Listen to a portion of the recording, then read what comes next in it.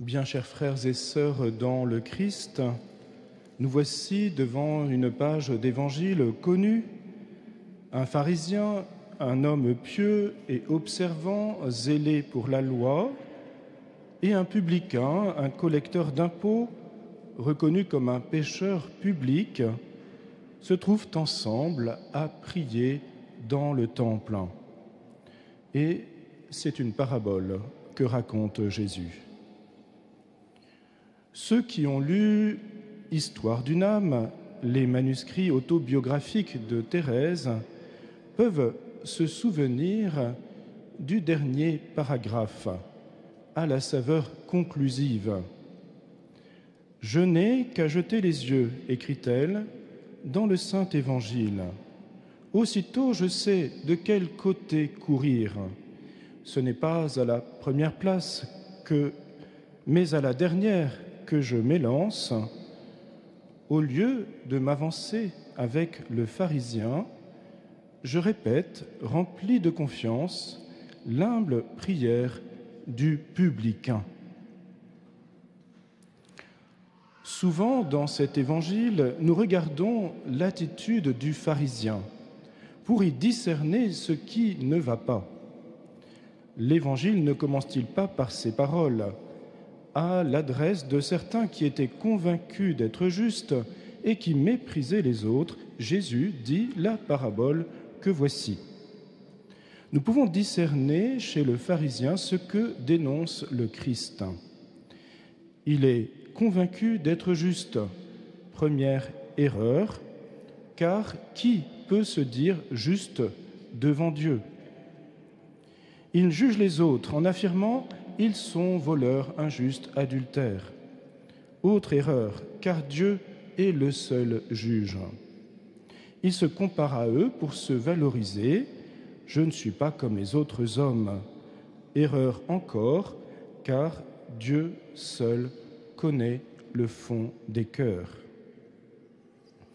Mais, ce faisant, nous risquons d'oublier la conclusion qui met en avant surtout l'attitude du publicain et montre finalement le fruit positif de sa prière. Il revient dans sa maison justifié. Dieu, voyant sa prière, lui a remis ses fautes et l'a rendu juste, ce qui signifie pratiquement saint. Thérèse voit dans la prière du publicain la prière qu'elle souhaite avoir. Il s'agit d'imiter ce publicain. Mais il n'y a pas que Thérèse. Nous trouvons cela aussi dans la plus ancienne tradition spirituelle de l'Église, celle des moines, en particulier dans la règle de saint Benoît. La règle comprend un chapitre sur l'humilité, le chapitre 7, qui en est la partie proprement spirituelle. Saint Benoît y a recueilli des éléments de la spiritualité monastique qui aime à présenter les choses sous forme de degrés.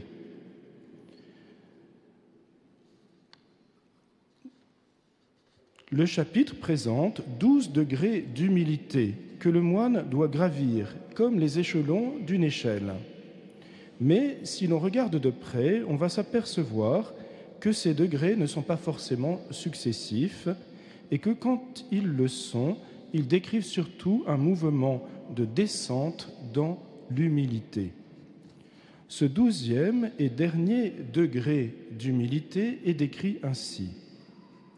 Le 12e et dernier degré d'humilité est celui où le moine se signale au regard d'autrui par l'humilité constante, non seulement de son cœur, mais également de son attitude extérieure.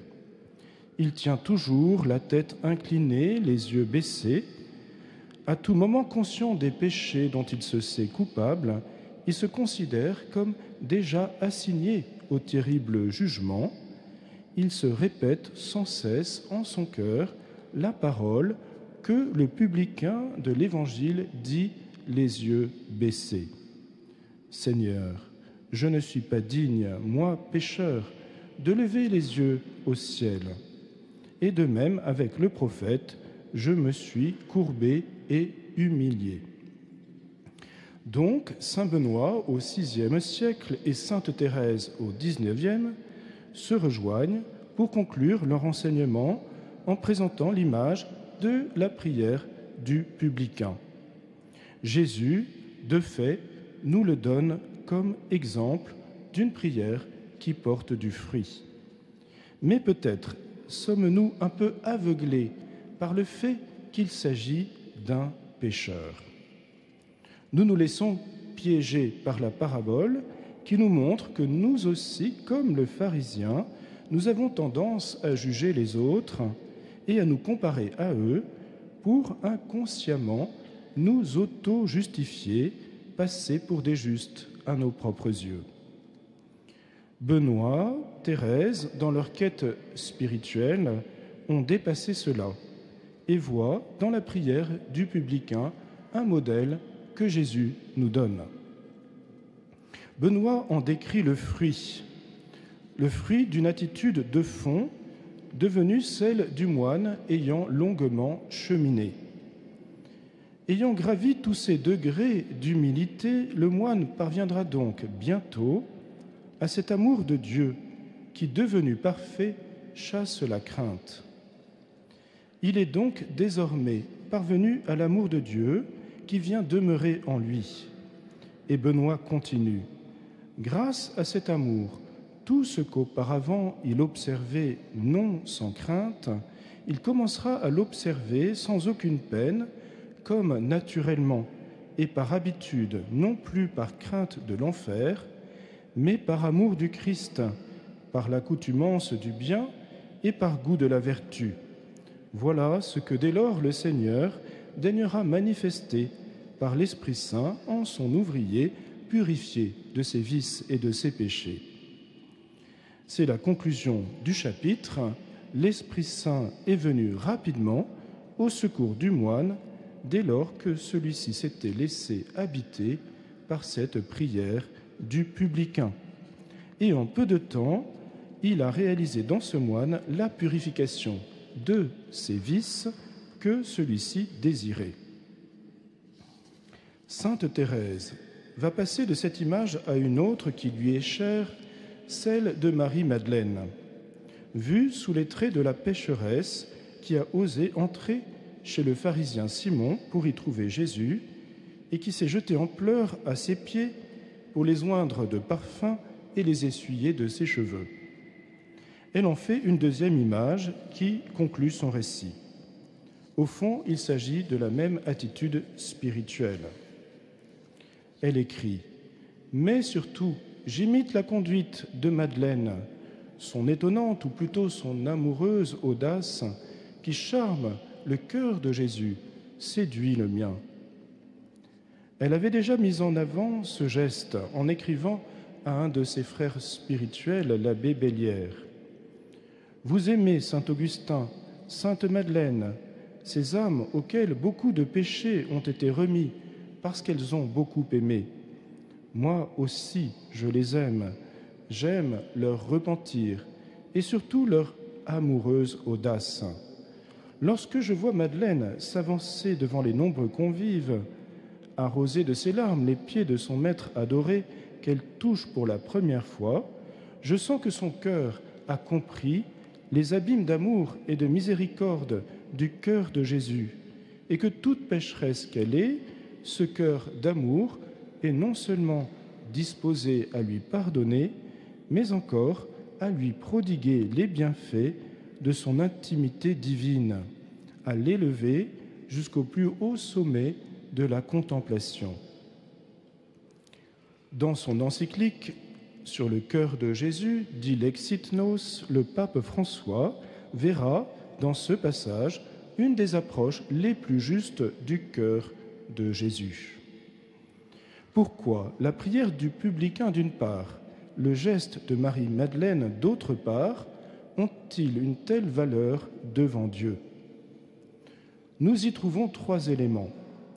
La reconnaissance de son propre péché, la conviction que Dieu est amour et miséricorde, et enfin, La confiance et l'abandon, attitude de remise de soi à Dieu.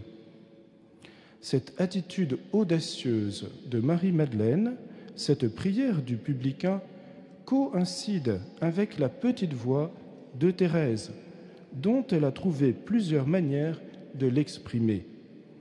L'ascenseur qui doit me mener jusqu'au ciel, ce sont vos bras, ô Jésus.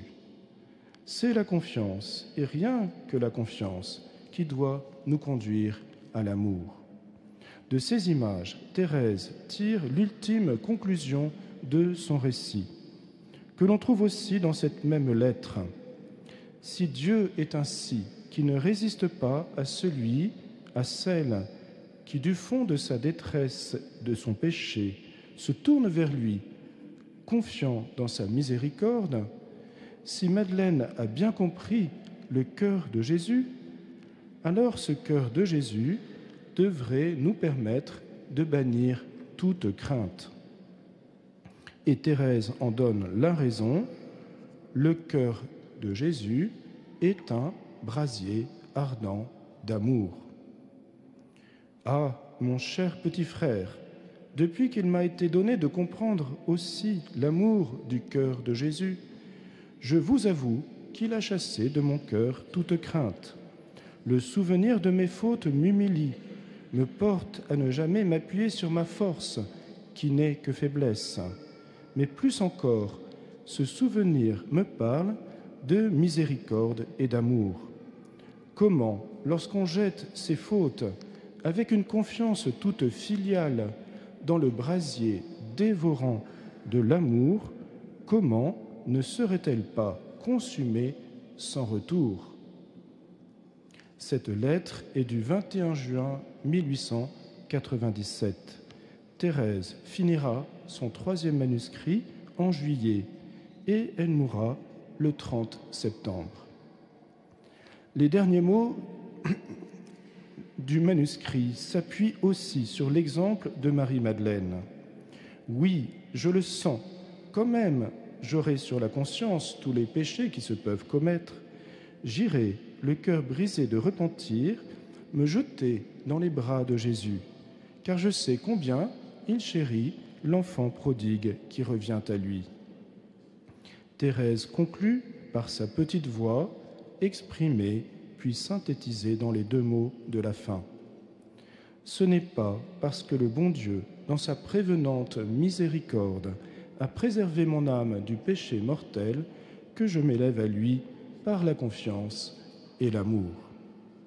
Chers frères et sœurs, il y a dans la tradition orientale la prière du cœur, une prière courte sans cesse répétée, si possible au rythme de la respiration, et qui devient intériorisée.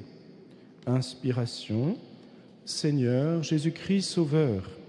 Expiration, prends pitié de moi, pécheur. Celui ou celle qui prie ainsi, prie en vérité et se rend Dieu propice. C'est la prière du publicain, devenue une prière continuelle dans le cœur du priant. Elle rejoint la petite voix de Thérèse, en constitue une expression priante, courte et directe. Chacun de nous pourrait la faire sienne, en la mettant au pluriel pour inclure tous les hommes. Nous pourrions la répéter souvent. Seigneur Jésus-Christ, Sauveur, prends pitié de nous, pécheurs. Amen.